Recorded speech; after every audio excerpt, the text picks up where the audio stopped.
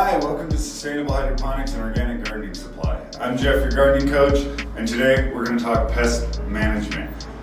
When we talk pest management, there's a lot to take in consideration, so stay tuned.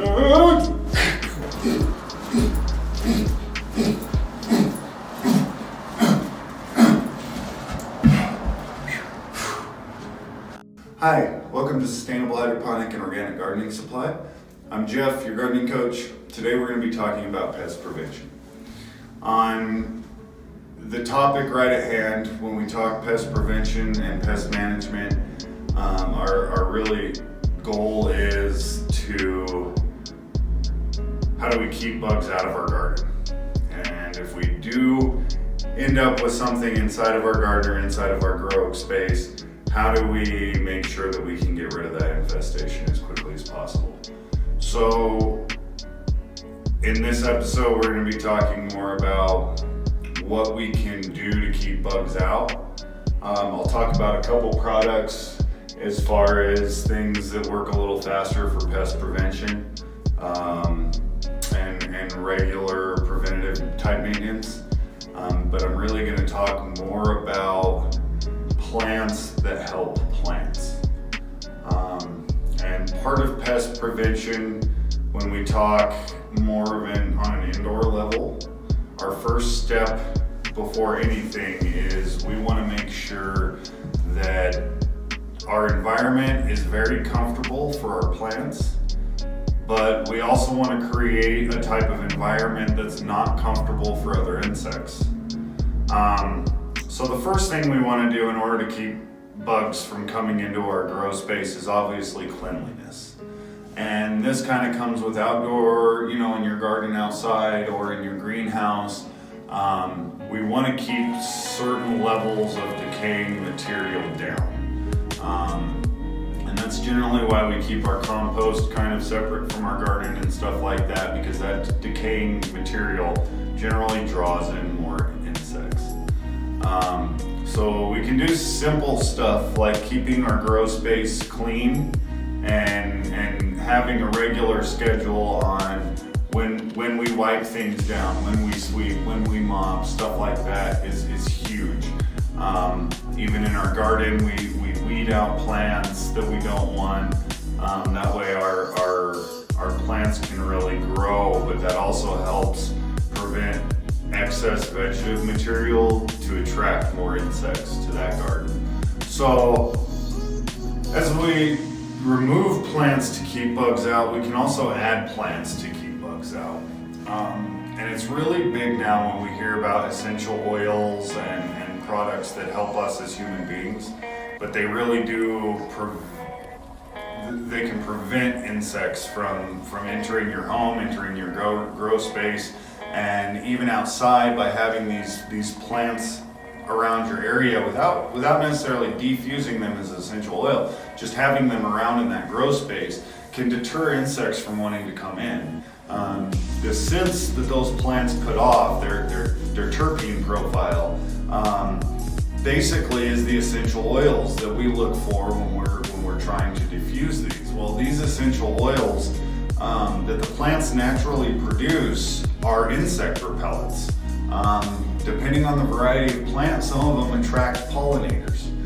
These scents that we have will absolutely deter any pests that we want, and it's not just insects. You can use spicier scents, cinnamon,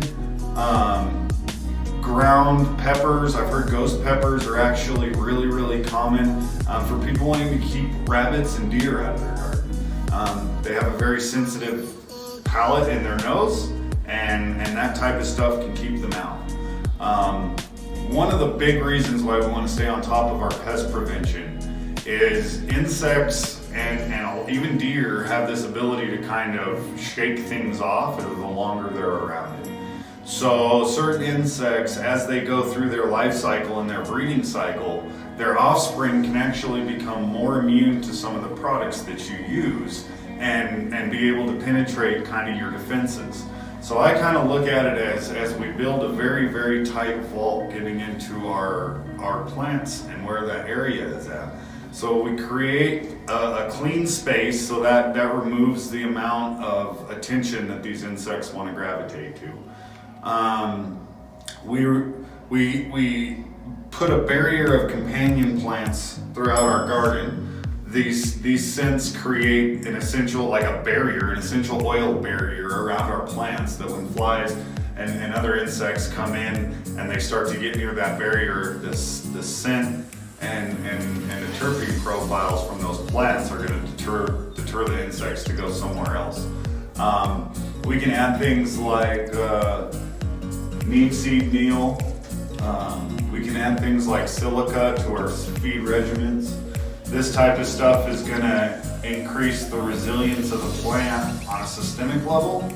So if an insect does happen to penetrate that first barrier and they happen to get through the second barrier, when they finally get to the plant, the silica makes it difficult for them to want to pierce the tissue of the plant. So now that's another barrier the insect has to go through to feed. Once it maybe happens to be able to pierce the material of the plant, now it's got something like neem seed meal within the plant that actually is bitter to the insect. So now they don't even want to feed on it. On a natural level, the insects don't want to go through that much effort for their food. They want to find a food source that's very abundant and very easy to get to. So by creating these barriers, you're deterring them, and they're going to go to a place that they can breed and feed without any interruptions. If we take any steps out of that process and we decide, well, I spray enough prevention on my plants, I don't necessarily need to sweep every other day. That is taking out a barrier from your garden and insects. That gives them one more pathway into your garden. So keep that stuff in mind when we talk pest prevention. There's not a product out there that's a magical cure-all that when you get a bug you can spray it and it's gone in a day. It's very difficult when we talk pests that are on a microscopic level. So, that being said, aside from companion plants and keeping our rooms clean, there's stuff that we can actually apply to our plants and apply to the soil of our plants, or we need to get to our plants to make this stuff, make it less attractive, make our plants less attractive to insects. So one thing I've got here is trifecta crop control. This works really good as a foliar spray, and it's basically a combination of clove oil, thyme oil, garlic oil, some peppermint, corn oil. So it's really just essential oils to distract the insect. This is something that can be put right onto your plant and it will deter insects. You can also diffuse every essential oil in this bottle. I wouldn't diffuse what's in the bottle, but all of the ingredients in here, if you diffuse them on a diffuser on a regular basis throughout your grow cycles, it would deter the insects the same way. SNS 209 is really awesome. This is a rosmarinic acid base, so rosemary is the base of this particular product right here. This is a systemic and a foliar. So with this product right here, as you use it with your feed, it becomes systemic in the plant. It takes a couple weeks. As it becomes systemic in the plant, it again creates that barrier. And the rosmarinic acid creates a barrier around the root zone. It creates a barrier basically within the plant tissue that makes insects, when they bite into the plant tissue, it makes them move on from feeding or they die from it. So that's another version of pest prevention. Neem oil is another great way to control not only pests but mold and mildew as well. I really think neem oil is a really good additive to your garden. But with any one of these products, whether it's neem seed meal, neem oil, SNS 209, trifecta crop control, you can always overdo it.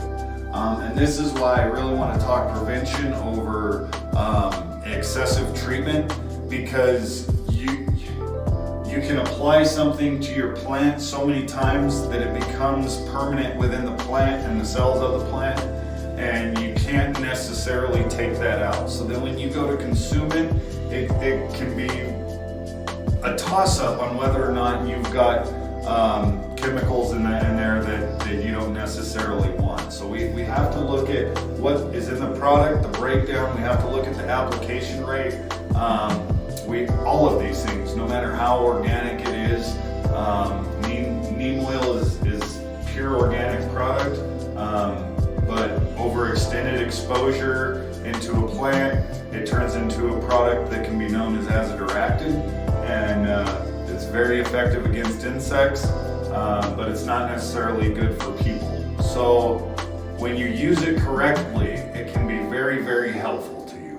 And any one of these, again, and there's even other products out there that I didn't want to show just because, again, if you're into this zone where you need any type of help you can get because of an infestation you have, you can actually do more harm than good. So I really, again, want to highlight that this is more focused on prevention than it is how do we eradicate infestation. So for the last kind of part of this, I really want to make sure as well that everything that goes, especially, and this is more for my indoor gardeners, the more stuff that comes into your room that is not clean, generally you have a higher chance of bringing in mold, mildew, pests, stuff like that. For my gardeners outside, obviously we're at the will of Mother Nature, so if she decides to send you a bunch of grasshoppers one day and then nail you with 5 weeks of rain, there's really not a whole lot you can do. The best we can do is try and control our environment.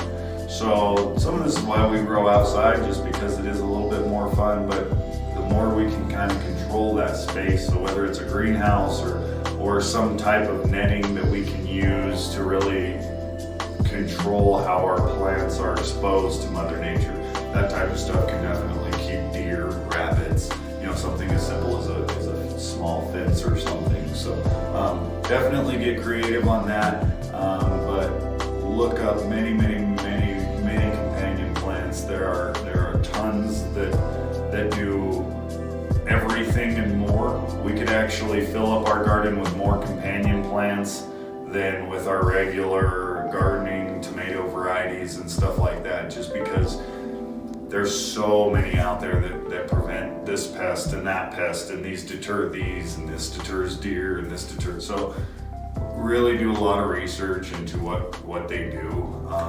and I find you'll be very, very successful for a very inexpensive price, just because the plants themselves can continue to give back as far as keeping pests out, and all kinds of other beneficials. So thank you for watching. This is going to be the last episode of our series Gardening Coach Presents. I'm still Jeff, your gardening coach. Coming up in the next coming episodes, we're going to be doing product spotlights. So I'm going to be selecting and researching products that we have out on our showroom floor and products that we've had a lot of recommendations for, and we're basically just going to be looking into those into detail. We've been doing these videos once every week. We're going to start breaking them down to once every other week. That's going to give me a chance to really be able to dive into each one of these companies, as I can't use them all myself. So it's going to give me do some research on that, and it's also going to give my production man a chance to really increase the quality of these videos. So thank you so much for watching. Again, please like, share, subscribe to these videos. I really appreciate all your guys' support. Again, if you have any questions, please come down and see me. Visit our website, Sustainable Hydroponics, sustainhydro.com. If you've got any concerns, anything, please feel free to give us a call. Visit our Facebook page, Sustainable Hydroponics and Organic Garden Supply. Check us out on Instagram, all that fun stuff. We're going to be working on doing live promotions and stuff, so definitely stay tuned to all that. Next week is Nutrient Highlights.